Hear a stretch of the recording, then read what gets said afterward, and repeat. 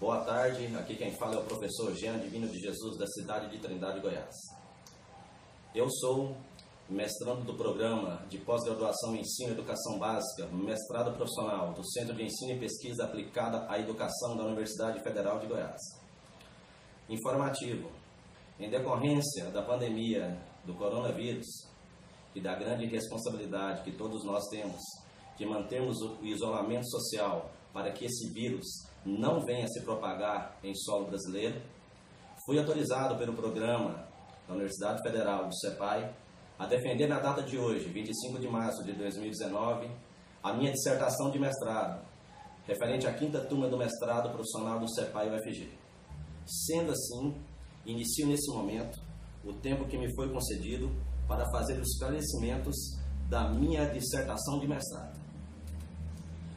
A banca examinadora, apresentarei agora para vocês, consta com a minha orientadora, que é a presidente da banca, doutora Anigleice Teodoro Rodrigues, do programa do CEPAI UFG, do professor Dr. Efraim Maciel e Silva, da Faculdade de Educação Física e Dança UFG, da doutora Fernanda Cruvinel Pimentel, do programa CEPAI UFG, do Dr. Alciro Horácio, do programa CEPAI UFG, e do Dr. Caio Antunes, da Faculdade de Educação Física UFG. Primeiro momento, eu gostaria, primeiramente, de saudar os membros da banca e, em especial, a minha orientadora, doutora Anigleice Teodoro Rodrigues, que sempre esteve ao meu lado, aberta ao diálogo nos momentos mais difíceis dessa minha caminhada. Sempre compreendeu as minhas limitações e as minhas particularidades enquanto discente desse programa. Muito obrigado, professora Anigleice, por ser essa orientadora tão cuidadosa, humana, durante esses 3 anos de mestrado. Quero novamente agradecer ao professor Dr. Efraim Maciel e Silva, a qual tive a honra de conhecê-lo pessoalmente durante a minha qualificação. Quantas vezes assisti seus vídeos à distância, é uma honra para mim tê-lo na minha qualificação e tê-lo aqui nessa minha defesa. E é claro, a simpática e contagiante, cheia de energia, professora Fernanda Cruvinel. Saiba que graças a vocês, eu consegui melhorar muito o meu texto. Vocês lembram do primeiro texto da qualificação? Obrigado pelo empenho despendido que vocês tiveram quando vocês pegaram esse amontoado de textos, tá? De uma maneira bastante ética e profissional, vocês conseguiram me dar as orientações possíveis para que eu pudesse melhorar muito a qualidade desses textos. Obrigado por tudo, aprendi muito com vocês naquele dia. Estendo os meus agradecimentos agora à figura do grande professor Dr. Alciro Horácio. Professor Alciro, sabe que você foi um dos docentes do CEPAI UFG que mais me encorajou a lutar contra o sistema. Você despertou em mim um militante que eu pensava não existir. Homem de palavras simples, verdades diretas, que nos fazem refletir em cada encontro. Obrigado por estar presente nessa data tão importante para mim, professor Alciro. Agora, na esperança de corresponder aos anseios teóricos e técnicos científicos apontados na pesquisa, darei início à nossa defesa referente ao estudo da prática pedagógica do futebol na escola. Desafios para uma aproximação com a pedagogia histórico-crítica na rede estadual de educação de Trindade, Goiás. Primeiro momento, eu vou justificar quais foram os motivos que me levaram a elaborar a pesquisa e a estudar sobre o tema.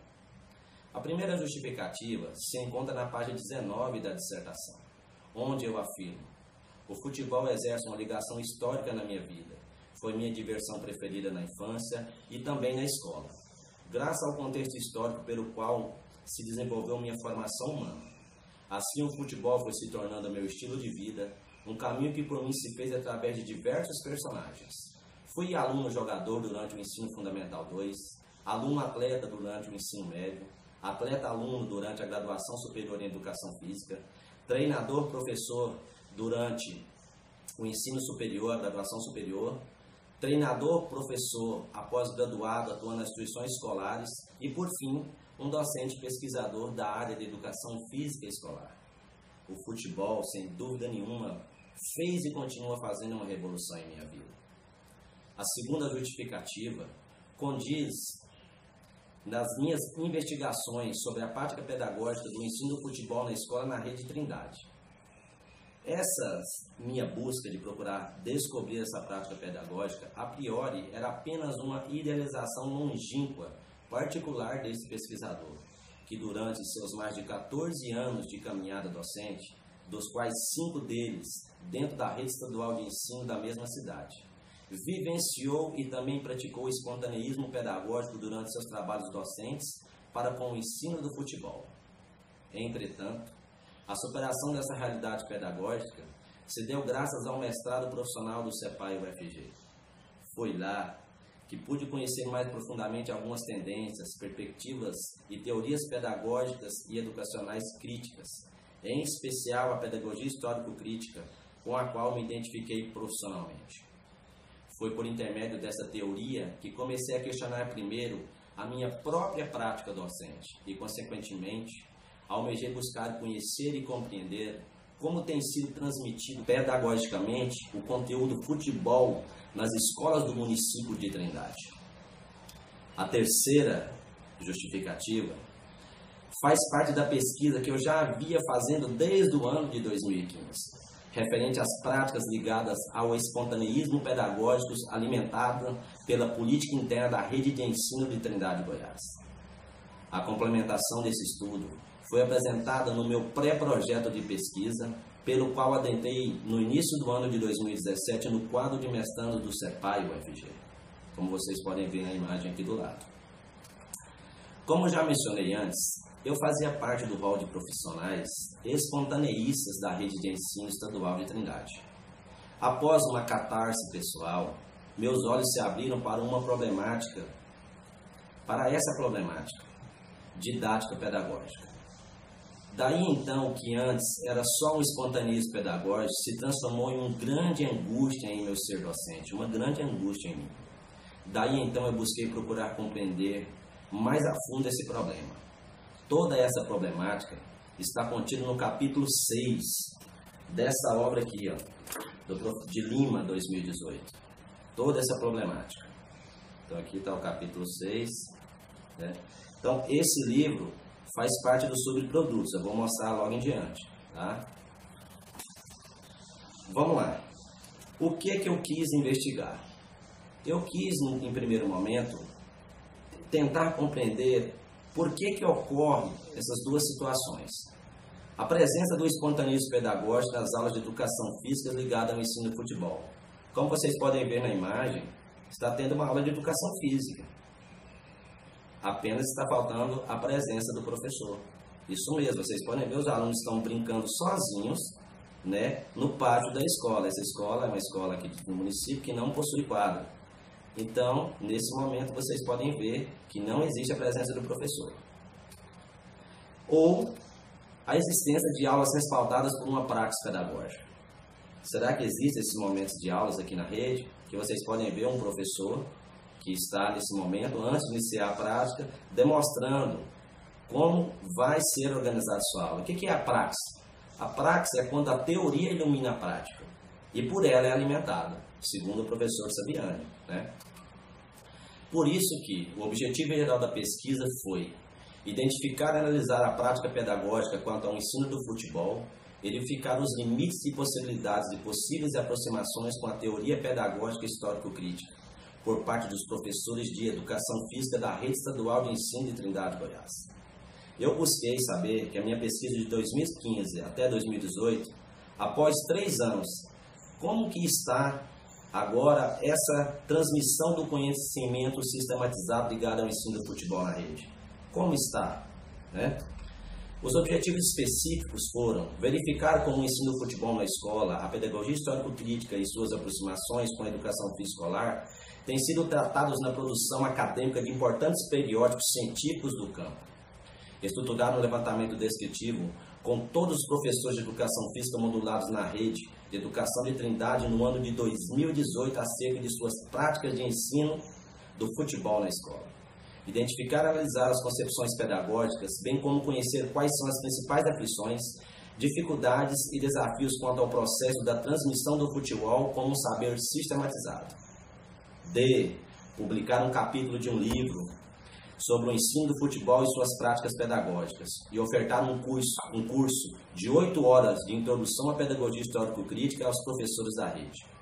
E por último, organizar um grupo de estudos permanente com os professores de educação física da rede de ensino de Trindade, Goiás, referente a possíveis práticas de ensino ligadas aos fundamentos teóricos, didáticos e filosóficos da pedagogia histórico-crítica. Isso está na página 24 da dissertação. Vamos para as referências e delimitações teóricas e metodológicas da pesquisa. Sinteticamente, eu apresento quais foram as minhas delimitações teóricas. Na página 25, esclareço. Esse trabalho percorre os trilhos da tradição marxista, representado por alguns autores marxianos ligados à pedagogia histórico-crítica, e está ancorado na concepção de ciência do materialismo histórico, né? Tão difundido e estudado por Karl Marx aí na imagem, né? Os principais autores ligados à pedagogia histórico-crítica que eu utilizei foram o professor Dermerval Saviani, o professor Newton Duarte, a professora Lígia Martins. Já os profissionais ligados à educação física e à pedagogia histórico-crítica, os teóricos que eu utilizei foram o professor Efraim Maciel, o professor Tiago Lavoura e o professor Matheus Bernardo. Aí vocês podem ver, simplesmente ele não existe na internet, eu não consigo encontrar nenhuma imagem do professor.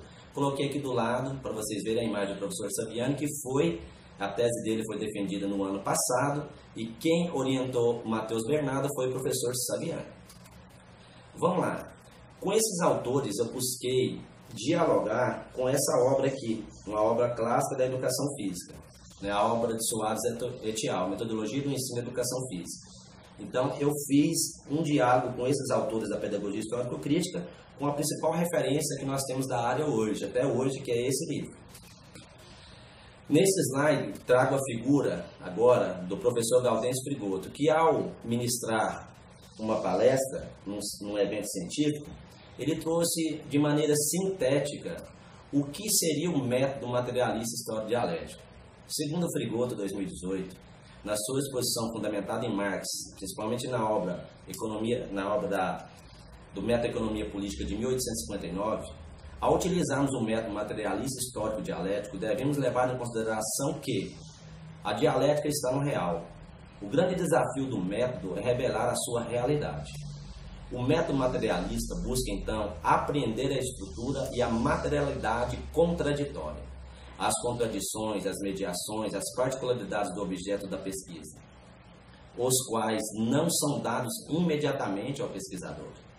Um dos pontos fundamentais do método é mostrar a processualidade do real, do movimento do real, e, portanto, também que a mudança não é uma mudança só de ideias. A mudança é uma mudança material, que é aquela que nos faz entender a materialidade das coisas. Por fim, ele termina. Qualquer objeto de pesquisa, ele não é soma, ele é a relação. Então, se ele é relação, eu tenho que buscar qual é a totalidade que o constitui. Então, esse é um dos focos que eu fiz a pesquisa. Procurar entender a prática pedagógica dos professores por detrás das aparências sensíveis. Na minha primeira pesquisa, que está publicada nessa obra, eu não aprofundei além das aparências sensíveis.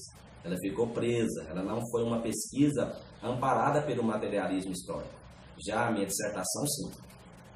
Aqui é um exemplo rápido das 22 unidades estaduais de ensino, em qual a pesquisa foi aplicada. Aqui há algumas imagens de algumas escolas que nós visitamos, tá? Trindade possui 26 unidades estaduais, 2 trabalham com educação especial, não fazem parte da pesquisa. Todas as outras 22 foram alvo da pesquisa. Esse quadro aqui aponta o nome de todas as unidades escolares e a quantidade de docentes de educação física. Ao todo, nós conseguimos embarcar todos os 20 profissionais modulados do Estado no ano de 2018 de educação física. A pesquisa abraçou toda a rede estadual. Procedimentos investigativos. Devido ao tempo e à disponibilidade do pesquisador em pesquisar essas 22 escolas, né, nós optamos em desenvolver como procedimento investigativo, um seminário sendo estruturado. Esse seminário foi estruturado dentro de 3 categorias. A primeira categoria, nós procuramos conhecer quem são os professores, sua faixa etária, seu sexo, qual é a relação que você tem em sua formação superior, né? O segundo bloco, as questões foram relacionadas, voltadas exclusivamente para a metodologia e a transmissão do ensino do futebol. O terceiro bloco das questões voltaram exclusivamente para a pedagogia histórico-crítica, né? E deixa aqui claro que todo esse processo passou pelo crivo do Comitê de Ética do CEPAI-UFG, onde tomam todas as precauções de segurança e sigilo total, tanto dos participantes quanto das unidades educacionais que forem envolvidas. Durante essa pesquisa, o pesquisador, eu, pessoalmente visitei todas as 22 unidades, entreguei em mãos o termo de consentimento livre esclarecido, li aos professores e deixei o questionário. E criei um grupo de WhatsApp, onde os profissionais, assim que terminassem de responder o questionário, me davam uma ligação, me enviavam uma mensagem, eu voltaria na escola e peguei os questionários. Assim foi feita a logística e os procedimentos investigativos em síntese. Sobre o produto educacional. Um dos diferenciais do mestrado profissional é que o mestrando tem que deixar um produto, para que esse produto possa trabalhar para o aperfeiçoamento e melhoramento do sistema da educação básica, né? O nosso produto educacional foi realizado no dia 14 de janeiro, como vocês podem ver aqui, né, um dos banners promocionais, no auditório do Centro Administrativo da Prefeitura de Trindade, Goiás, em parceria com o CEPAI e a Agência Municipal de Esportes e Lazer de Trindade, a AMEL. Aqui agora algumas fotos, né, tiradas no dia do evento. Esses aqui são os folders publicitários que foram divulgados, né? Primeiro folder, segundo folder publicitário. Todo esse material está nos anexos da dissertação, né? O que nós buscamos com esse curso? O objetivo da oferta desse curso foi de ampliar a difusão e o conhecimento da teoria pedagógica histórico-crítica, além de propiciar aos sujeitos participantes uma contextualização de que é possível realizar a transmissão do ensino do futebol de uma maneira histórico-crítica e não reprodutivista. E, consequentemente, buscou-se também a adesão do professorado para formarem um grupo de estudos, que adiante irei explicar também. Vamos para os subprodutos. Subproduto 1, publicação dessa obra, né, que já foi explicado no capítulo 6. Subproduto 2 foi a criação do GPFET, Grupo de Estudos dos Profissionais de Educação Física de Trindade, Goiás. Esses foram os primeiros professores inscritos e assíduos do GPFET. Atualmente nós estamos com 23 professores de Educação Física, tanto da rede municipal, estadual e particular, né, ingressados em nosso grupo do GPFET. Passamos agora para falar do capítulo 2 da dissertação, sobre a prática pedagógica do ensino do futebol na escola, aspectos históricos, evolução cultural, levantamento da produção acadêmica. O objetivo desse capítulo foi situar o leitor em relação ao processo histórico de construção social da educação física escolar brasileira, refletir sobre seus principais paradigmas históricos, as lutas pedagógicas travadas dentro da própria educação física escolar no Brasil, o desenvolvimento histórico-social do esporte e seu principal representante no país, o futebol. Como o conteúdo do futebol se tornou um fenômeno social da educação física nas escolas de todo o país e em muitos lugares é tido como um conteúdo hegemônico do trabalho pedagógico da educação física escolar brasileira. Na página 37 da dissertação, a gente esboça sobre esse ponto. Esses são os tópicos que estão no capítulo 2. De uma maneira bem sintetizada, devido ao meu tempo, que é curto, eu vou falar um pouco de cada tópico para vocês. No tópico 2.1, a luta histórica pela renovação da educação física escolar brasileira, nele nós traçamos um caminho histórico travado pela educação física escolar brasileira em busca do seu reconhecimento social, onde diversos autores buscaram responder qual é a especificidade da educação física. Nesse contexto, abordamos alguns autores ligados ao movimento histórico renovador da educação física no Brasil e utilizamos nossa análise histórica procurando encontrar alguns resquícios do porquê o espontaneismo pedagógico se alicerçou na prática pedagógica da educação física escolar em nosso país. No item 2.2, a origem do futebol moderno, da página 44, procuramos fazer uma abordagem sobre as lentes do materialismo histórico sobre quais são as principais contradições que envolvem o surgimento e desenvolvimento do futebol moderno no mundo. Aborda a questão do fenômeno planetário chamado esporte e seu maior representante, futebol, tanto de uma maneira socioeconômica como cultural. No item 2.3 da página 51, aspectos históricos da chegada do fenômeno social chamado futebol no Brasil, procura demonstrar dentro de uma dialética histórica quais foram os principais fatos históricos que marcaram o enraizamento do fenômeno esportivo futebol em solo brasileiro. Abordo como o futebol passa de uma modalidade exclusiva das elites brancas, um esporte elitizado, para o proletariado ligado ao setor fabril das grandes metrópoles do país naquele período histórico, até a sua profissionalização como esporte favorito dos brasileiros. No tópico 2.4 da página 57, sobre o enraizamento do fenômeno social esporte e o futebol na educação física escolar brasileira, abordo de forma crítica e histórica como se deu o enraizamento do fenômeno social esporte e, consequentemente, o futebol na educação física escolar brasileira. Discorro sobre quais foram os decretos e ordenamentos legais que colocaram o esporte como conteúdo dos currículos da educação física brasileira. Como o governo da época se apropria da paixão da população pelo futebol e coloca para a educação física a missão de produzir novos talentos.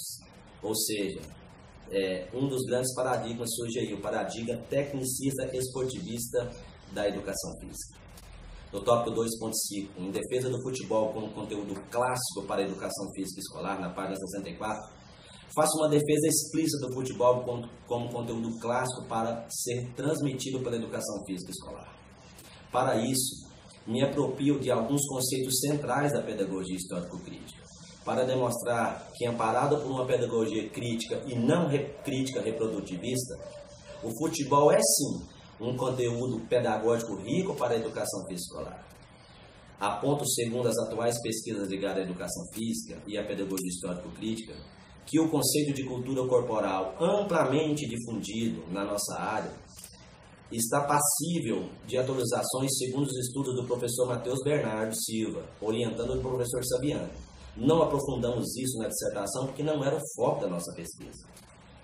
No tópico 2.6, levantamento da produção científica sobre a educação física escolar e o ensino do futebol, fiz um levantamento bibliográfico do período entre os anos de 2000 a 2018, envolvendo 5 principais períodos que tratam da educação física escolar no país.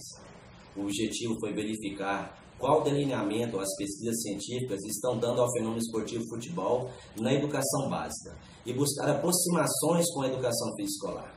Apresento a análise dos professores Alex Fantazaifer, Michel Aguilo Saad, Antônio Renato Pereira Moro.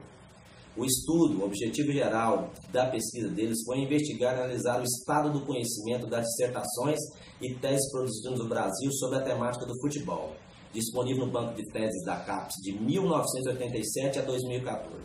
Este artigo foi publicado pela revista Pensar a Prática no ano 2018. A síntese geral desse tópico pode ser vista nesse gráfico aqui do lado. Olha, nós investigamos ao todo 3.139 artigos. O total de publicações referentes ao tema foram apenas de 24. O que nós podemos tirar?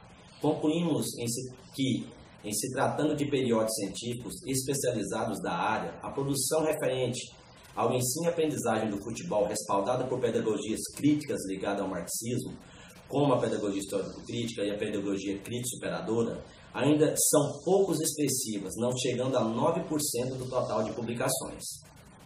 Na página 89 da dissertação. Passarei agora a falar do capítulo 3 da dissertação, a pedagogia histórico-crítica, fundamentos e princípios elementares da produção científica. Esses são os tópicos. De maneira sintética também, falarei um pouco sobre eles. O tópico 3.1, apontamento sobre o surgimento da pedagogia histórico-crítica, na página 90, faço a síntese do percurso histórico sobre o surgimento da pedagogia histórico-crítica, passando pelos seus antecedentes, abordando as principais obras desse momento histórico, bem como seus conceitos elementares. No tópico 3.2, A pedagogia histórico-crítica no Brasil e suas influências na educação física, na página 99, faça um diálogo com os principais autores ligados à pedagogia histórico-crítica e à educação física escolar da atualidade, no Brasil, relacionando suas ponderações referentes às maiores obras de cunho marxistas ligadas à educação física escolar do país. Busquei, dentre outras coisas, analisar conforme os autores as aproximações, distanciamentos e equívocos que essas obras possuem para com o verdadeiro fundamento da pedagogia histórico-crítica. Também citei de forma cronológica quais foram os principais eventos que ocorreram até o ano de 2019, relacionados ao desenvolvimento coletivo da pedagogia histórico-crítica, bem como a publicação das principais obras que envolveram a pedagogia histórico-crítica. No tópico 3.3, a concepção de mundo e de sujeito que defende a pedagogia histórico-crítica, procurei demonstrar de maneira sintética como as lentes do materialismo histórico-dialético como que essas lentes enxergam o desenvolvimento humano. Quais são os conceitos centrais ligados à pedagogia histórico-crítica e à psicologia histórico-cultural, que dão vida a uma concepção de homem que torna o homem um animal diferente de todos que existem. Falo amparado pelas considerações dos professores Newton Duarte, Saviani e Claudilei Lombardi. Como deve ser encarada a luta histórica pela superação do atual modelo de ensino burguês, atual. Já no tópico 3.4, contribuições da psicologia histórico-cultural para o processo de ensino e aprendizagem da pedagogia histórico-crítica, na página 123, procurei demonstrar algumas das contribuições que a psicologia histórico-cultural trouxe ao processo de ensino e aprendizagem defendido pela pedagogia histórico-crítica, além de apontar quais são as diferenças e similaridades entre essas duas teorias.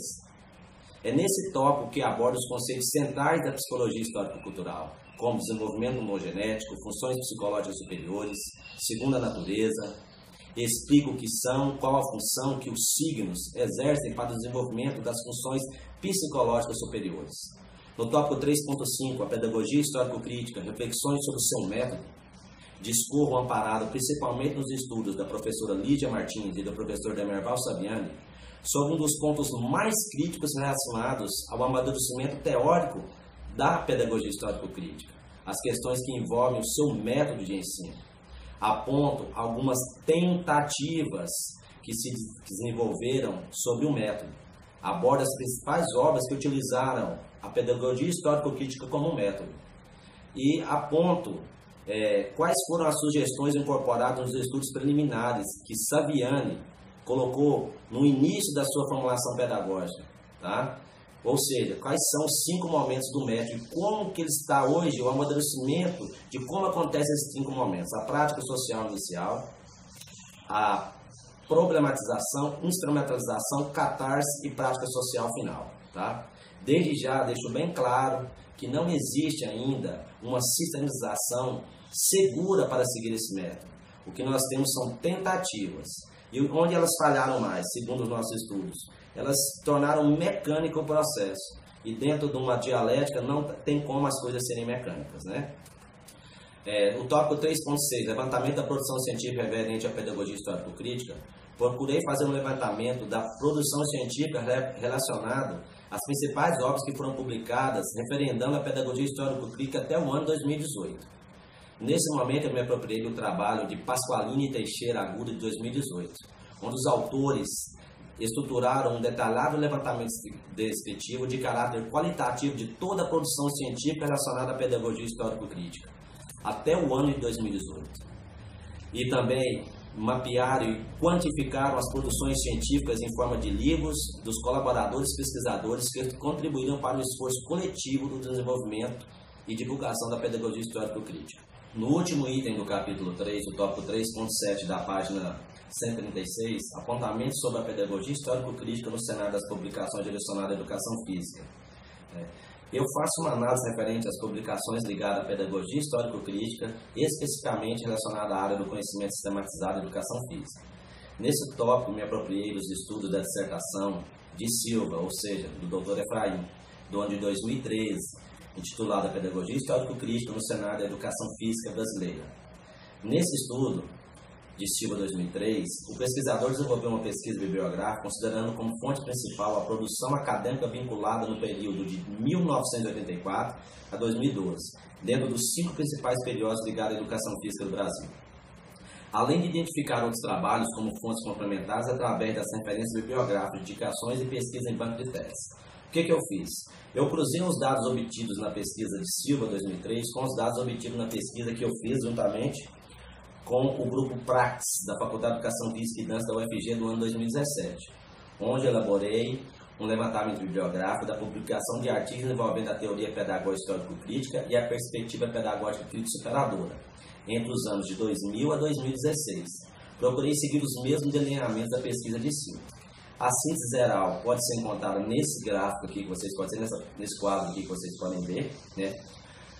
Como conclusão final, nós concluímos que ainda é incipiente a produção do conhecimento sobre a fundamentação teórica da pedagogia histórico-crítica na educação física escolar brasileira, o que não vem ocorrendo se levarmos em consideração outras áreas do conhecimento onde a pedagogia histórico-crítica se encontra em grande ascensão de publicações, principalmente por via de livros, como foi relatado na pesquisa de Pasqualini, Teixeira e Agudo de 2018, né? Passamos agora para falar do último capítulo da dissertação, que é o tema da nossa dissertação: a prática pedagógica dos professores de educação física da rede de ensino da Trindade de Goiás, possibilidades de uma aproximação com a pedagogia histórico-crítica. Apontarei agora os principais dados relatados, obtidos pelo questionário. Tá? Sintetizei os dados da seguinte maneira. Vamos lá. Procurar ver por detrás das aparências como está sendo a metodologia de ensino em Trindade, da rede estadual. Vamos começar. 8% possui a graduação na área. Apenas 8% dos professores são graduados em licenciatura. 27% são bacharéis que estão no início de formação acadêmica. Como a atual legislação proíbe bacharéis atuar na educação básica, né? O déficit de professores é grande, 75%. Apenas 6 são efetivos. Professores em fim de carreira versus professores iniciantes. Analisando os relatos, a gente vê que os professores que estão no início de carreira estão, de uma maneira geral, satisfeitos com a rede. Já os professores que têm mais de 10 anos da rede são bastante críticos, muitos estão cansados e desanimados como professores de educação física. Os pontos mais cruciais da nossa abordagem foi falar sobre as infraestruturas precárias para o mercado de trabalho, para o trabalho, né, da educação física. Escolas sem quadra, sem material básico, né, não dão estrutura mínima para que o professor possa desempenhar o ensino do futebol. O sentimento de rebaixamento pedagógico foi também muito pontuado. A maioria não recebe amparo pedagógico por parte da rede. Olha que ponto interessante. 54%, mais da metade dos professores, eles não têm um amparo pedagógico por parte da SEDUS. O que isso significa? Você pega os professores que não têm graduação na área, são bacharéis, e que estão em início de formação, não passam nem pelo estágio, e não recebem formação, então está aí um quadro claro de que as aulas muitas vezes não acontecerão de maneira sistematizada, como bem pede a pedagogia histórico-crítica. O uso da educação física como moeda de troca, isso também foi uma coisa muito apontada. No item 4.2, a prática pedagógica do professor de educação física da rede enquanto ao ensino do futebol. Olha, a maioria dos professores, 96%, possui futebol como conteúdo curricular para ser aplicado. O que eles colocaram para que o futebol seja um conteúdo na escola? O gosto pessoal que os professores têm da modalidade e o gosto que a maioria dos alunos tem foi relatado. Por isso que eles colocam o futebol para ser aplicado na escola. Interessante que 6% desses professores acham que é papel da educação física revelar novos talentos. E, segundo, né, os estudos que a gente tem críticos, o esporte ele tem que ser o esporte da escola e não o esporte na escola. Não é papel da educação física escolar revelar novos talentos, trabalhar de forma técnica sistematizada apenas. Não que não utilize a técnica, mas esse não é o principal papel que a educação física tem que assumir na escola. Você tem que deixar bem claro. 73% relataram que dominam o conteúdo. Quando perguntamos por que eles acham que dominam o conteúdo, eles fazem a ligação não com a teoria nem com a formação superior, e sim porque sabem jogar. Então está muito ligado à prática em si, né? Eles dominam o conteúdo. Não falou porque domina o conteúdo, porque estudou, porque buscou aperfeiçoamento, não, porque sabe jogar o futebol. O futsal é o conteúdo mais praticado nas escolas, eu perguntei isso, então no questionário é o mais praticado o futsal. 51%, seguido de 30% de jogos e brincadeiras. 61% dos professores já praticaram espontaneismo pedagógico ligado ao ensino do futebol. Ou seja, eles relataram que durante algum momento de sua aula já deixaram os alunos livres na quadra para fazer o que bem querem. Isso está bem explícito na pesquisa. Uma das principais dificuldades dos professores está na questão do sexismo durante as aulas, 34%. Muitos professores não conseguem trabalhar com meninas e meninas ao mesmo tempo. Alguns até relataram que usam metade da aula para as meninas jogarem e outra metade para os meninos. E em alguns pontos da nossa dissertação nós deixamos bem claro que dentro de uma pedagogia crítica não reprodutivista, isso é inadmissível, né? Uma das funções do esporte é socializar. Uma das grandes tarefas da pedagogia histórico-crítica, um dos grandes legados que ela deve deixar, é a socialização do saber, né? Então vamos lá. No item 4.3, a prática pedagógica, possíveis aproximações com a pedagogia histórico-crítica. Aqui existem algumas contradições nos relatos. A maioria dos professores relataram que conhecem a pedagogia histórico-crítica e já tiveram acesso a ela, 65%. O contato se deu, a gente perguntou como, foi através da graduação, principalmente na disciplina de estágio. A instituição superior mais citada na dissertação foi a UFG. Então a UFG é a instituição que mais transmite o ensino da pedagogia histórico-crítica aos graduandos de educação física. 38% nunca se apropriaram da pedagogia histórico-crítica para o ensino de futebol. 73% gostariam de participar do curso, a gente perguntou. 73%, quase a maioria. Por que eles gostariam? Porque, segundo os relatos, há mais de 2 anos, a SEDUC não oferta nenhum curso de formação para esses professores. Esse foi um dos motivos que nos levou a organizar como produto educacional o curso. Tá? Esse gráfico 72 é muito interessante, é o único gráfico que eu trouxe para vocês, está aqui do lado, né? Quando a gente perguntou sobre a metodologia de ensino, que metodologia de ensino você utiliza para trabalhar o futebol na escola? Olha, apenas 35%, vocês verem de verde, falou que tem uma metodologia, segue uma metodologia. Quando nós perguntamos qual é essa metodologia, todos eles, nós professores, confundiram a metodologia de ensino com recursos de aprendizagem. Ou seja, para eles a metodologia é o uso de bola, de cone. Eles não citaram, no momento, nenhuma pedagogia histórico-crítica, nem a crítica superadora, nenhuma metodologia, nenhuma sequência didática. Então, por isso, não foi possível apontar com segurança qual metodologia eles possuem. Terminando agora, eu deixo a reflexão da página 174. Deixamos aqui expresso que não basta criar teorias, métodos de ensino, técnicas avançadas de aprendizagem, se não procurarmos modificar o sistema de ensino burguês, que, como apontou nossa pesquisa, está fazendo com que muitos professores desistam da profissão e se isolem em suas unidades escolares e se sintam desamparados pelo poder público e desvalorizados pela sociedade. A conclusão final, em relação à prática pedagógica do ensino do futebol na escola, desafios para uma aproximação com a pedagogia histórico-crítica na rede de educação de Trindade de Goiás, a pesquisa apontou que não existe uma sistematização para a transmissão do ensino do futebol na escola e que a pedagogia histórico-crítica ainda é pouco conhecida e menos ainda utilizada como recurso pedagógico por parte do professorado da rede. Com isso, eu termino a minha dissertação e muito obrigado a todos, muitas pessoas que me ajudaram a chegar até essa etapa. Obrigado.